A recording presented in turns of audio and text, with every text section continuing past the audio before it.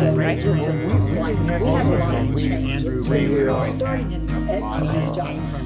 When you're starting something new, you have to be flexible because My great-grandfather was also named Andrew Baylord.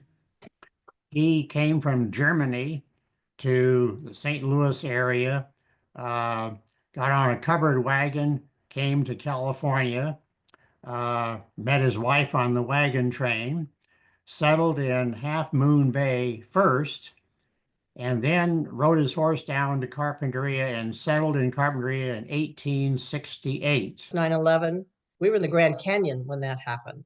Mm. And one of the park rangers came by and told us about it and said, you probably ought to go someplace away from here because the bridges are here, the water's here near the Grand Canyon, of course.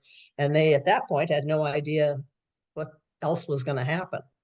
I think there were a lot of things that changed because of that, in security, in fear, I think, in some prejudices. So you've been a salesman, I guess, much of your life. What aspects of you help you be a good salesman, would you say?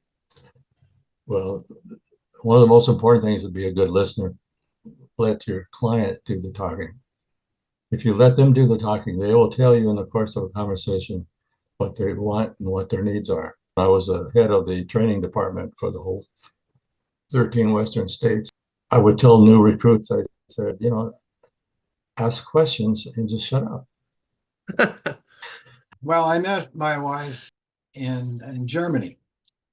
I was on the border, patrolling the border in a little town, and we went into this little ice cream shop, and we heard the music. We went downstairs to the music, and I looked across the dance floor, and there was Vera.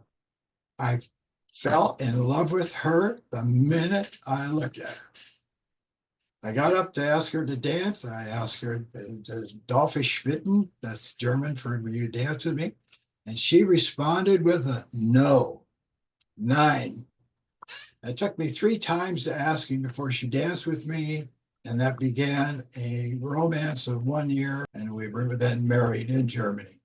when I was young, I thought I knew everything, and I actually knew nothing. Life teaches you patience, even though you don't want to learn it. I have had a lot of good things happen to me in my life.